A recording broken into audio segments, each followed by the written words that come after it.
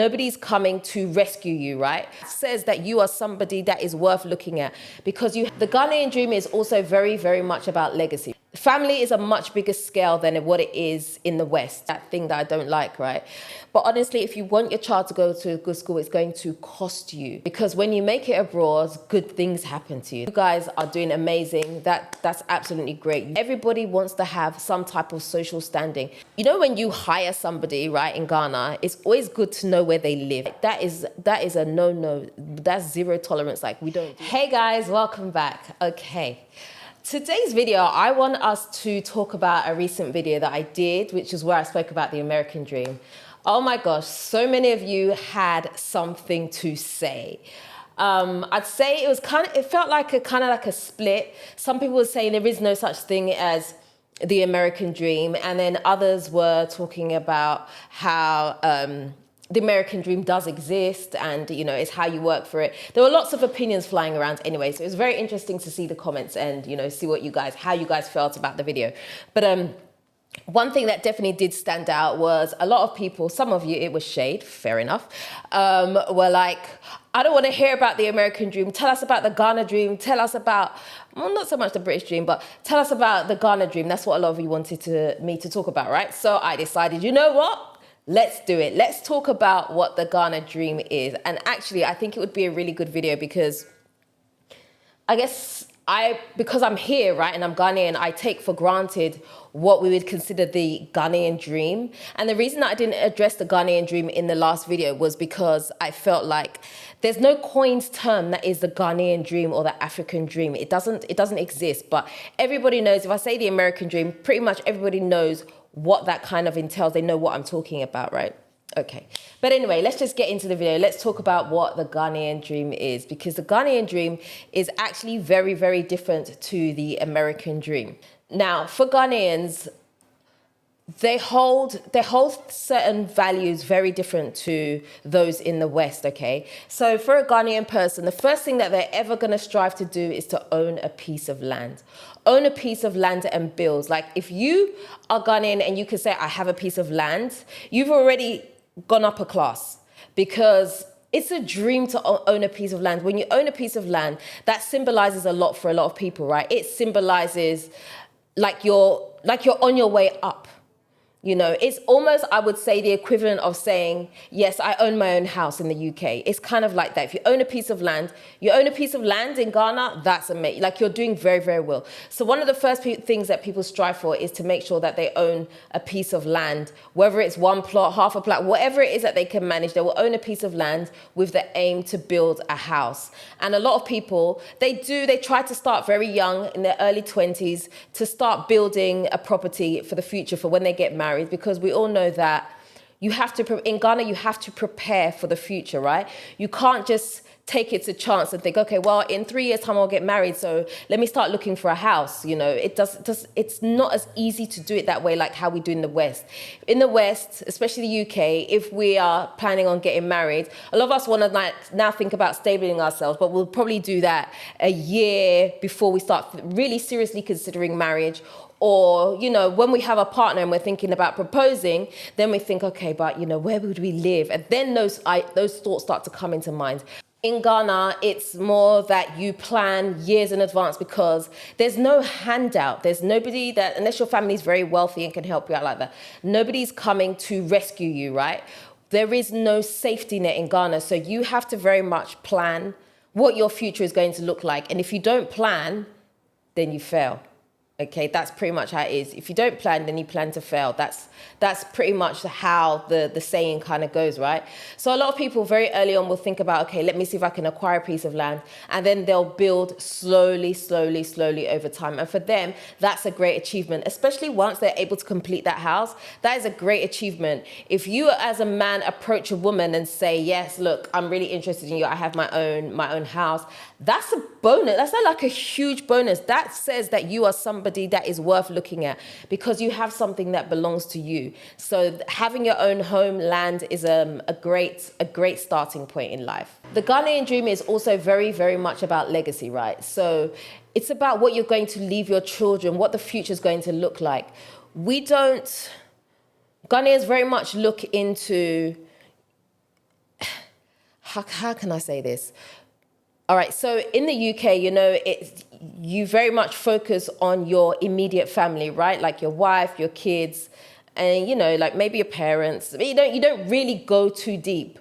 Whereas in Ghana, it's a bit different. Like your home, your whole line, right? Your cousins, your uncle's uncle. Like as much of the family there is that you can gather. You know who they are, or you have an idea of who they are. So family is a much bigger scale than what it is in the West, okay? Now, so one of the things that Ghanaians love to do is they want to build a legacy for their family. Whether that is their immediate family, that is their wife and kids or whatever, they want to have something in terms of being able to leave a legacy to their family, whoever that is. Because you will often hear stories of when someone passes away, they've left the house to, they can leave it to a cousin, they can leave it to a nephew, they can, it's not uncommon to hear these things. Obviously, it's more common to say, I'm going to leave this property to an immediate direct family member. But when that's not going to happen, it's usually left to somebody else, or it's left as a family home, okay? Family homes, communal homes in Ghana are very, very popular. A communal home is sometimes the way people build it is they'll have like a plot of land or whatever, and then they'll have lots of homes within it. In fact, I actually really like that whole community home thing. I think it's really nice because I actually wouldn't mind living with family that I get along with, in like one area where you can all kind of look after each other. That's kind of how it works. So everybody will have their own individual houses, but it's all in one compound. So you all have one gate, the gate locks, and you're all in it or whatever. I feel like there's something beautiful about that we definitely don't have in the West. It's hardly ever seen. And so I love the beauty of that. And so sometimes that's what it can be as well. It can just be a community home that people are leaving behind, and that's the legacy that they want to leave. One thing we have to understand is that success is very much measured by how well the whole family is doing as a whole, right? So for the most part, if everybody's doing pretty well, everybody has, a good job or a good business or something like that, then your family is seen as doing pretty well, okay? If the majority of people have something going for them, then the family is perceived to be doing very well. And so, we kind of try as much to bring each other up. And that's kind of how it ties into, where I did the video before where I spoke about nepotism, right? And sometimes hiring family members that are not qualified to even do that thing that I don't like, right? But I understand the essence also behind it. So although I don't like how it's done, because sometimes these people are not qualified, but I feel like if somebody is qualified to do something, then yeah, you should bring them into the business, because then it becomes a family business, and that's how you build better. But that's how success is made. So I feel like if you can bring your family up with you, then you absolutely should. Also, part of the Ghanaian dream is definitely to do with education. Education in Ghana is pretty huge. Families want to make sure that their children get really good education, and they do sacrifice quite a lot, because education in Ghana is not necessarily free. Yes, you can get basic level education that is free, but honestly, if you want your child to go to a good school, it's going to cost you. And it's not cheap. You can get some where I guess we from the West would look at and say, okay, that's, it's not too bad. That's, kind of reasonable. But, once you start having multiple kids to send to school, it becomes very, very difficult. And so if you're a family and you can send your kids to school, that is seen as, wow, you're doing very well. Like, you're wealthy, especially if they go to one of these real private international schools, then man, your family is doing very, very well for themselves. And so that's kind of held up. So education in that sense is seen as a form of success if you can put your children on a good path in a good school, or even if you can send them abroad, because let's be honest, a lot of parents would love to send their children abroad, and they do strive to do that. They send them abroad to go to school abroad because they feel that the education system may be better, or that they will have access then to more opportunities. They'll be able to see more things, exposure. And so that's kind of like what the Ghanaian dream is. Like, if I can raise children and send them abroad to either go to work or to go to school, then I'm doing really well. And that's kind of how we measure success here in Ghana. Now, the other part of that is, the whole greener pastures thing, right? Being able to send your child abroad. Now, a lot of parents will sacrifice to make sure that their children make it abroad. Because when you make it abroad, good things happen to you. That's how it seems. Good things happen to you, right, when you make it abroad. And the whole aim behind that is that once you make it abroad, now you go get yourself a good job, set yourself up and start sending money back home. And that's pretty much how it works. You cannot be, say, the only person in the family that's gone abroad and not send money back home. That is a financial responsibility that is almost seen as a privilege.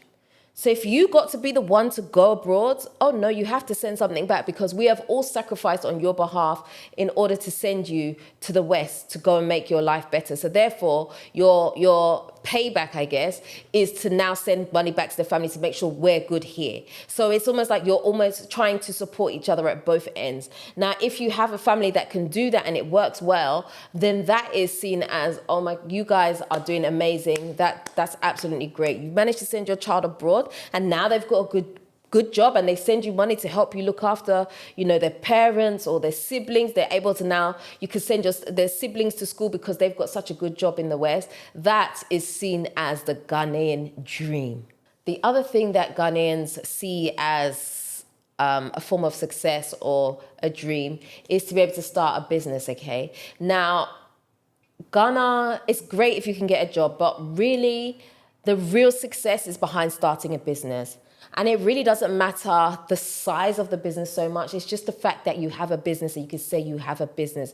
You are bringing in money yourself. You're not relying on a boss somewhere before you bring money into your home. Because we all know with a job, right, you can get sacked. But if you have your business, you just have to, it's about a hustle. There's the hustle culture about Ghana.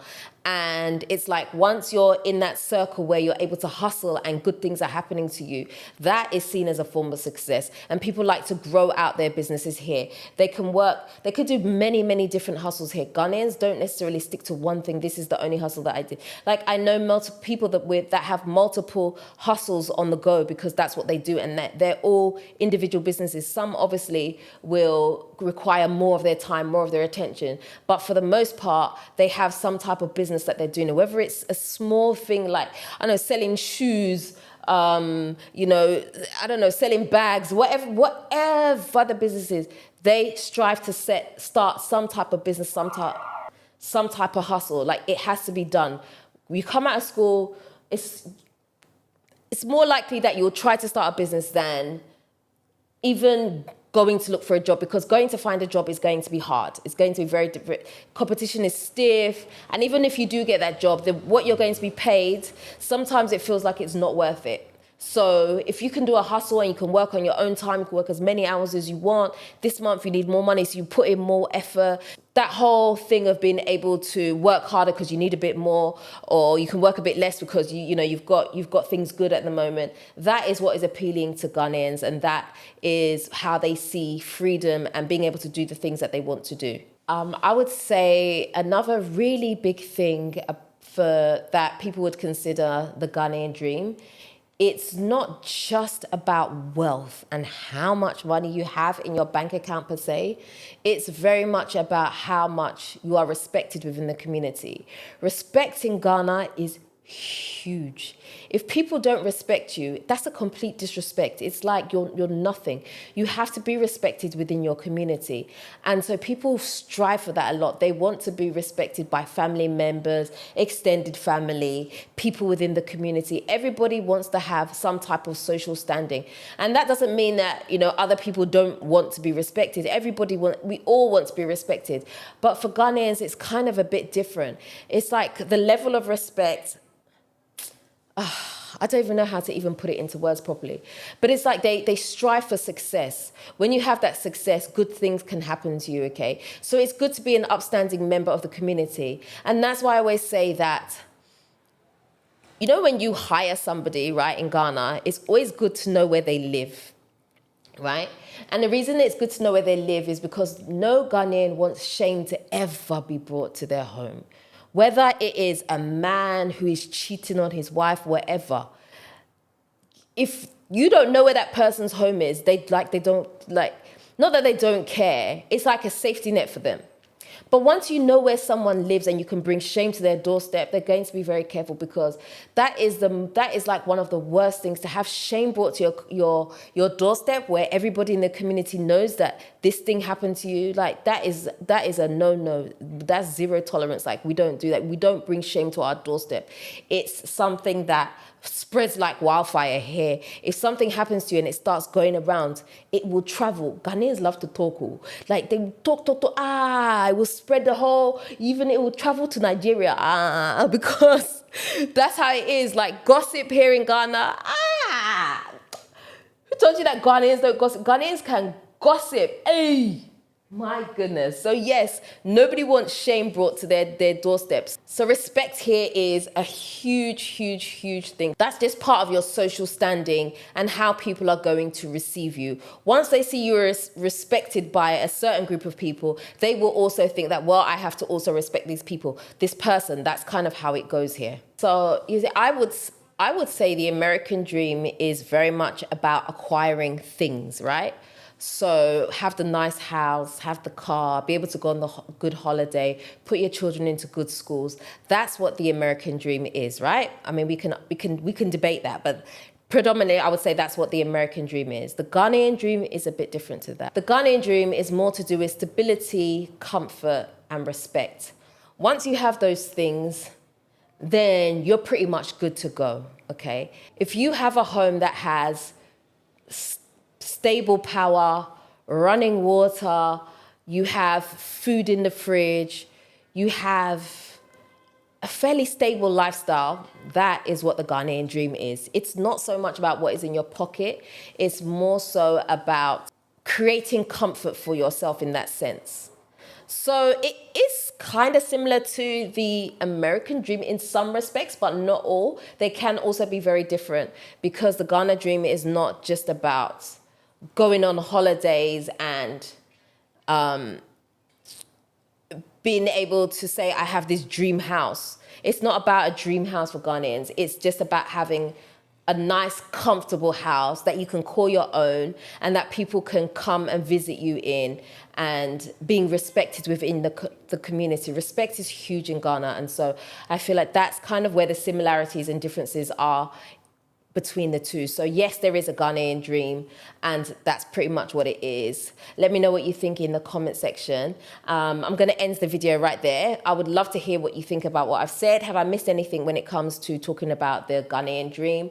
Also, if you would like to book a consultation with me, don't forget you can do that by sending me an email to dela@mortodela.com. And also, if you haven't also signed up for the Business Directory Hub, there is a link in the description box where you can do that. Okay, and that's the end. So if you haven't already subscribed to this channel, I would love it so much if you would do me a favor by hitting the subscribe button and the notification bell. And don't forget to also like, comment, and share this video. Until next time, I am out. Nutifafa.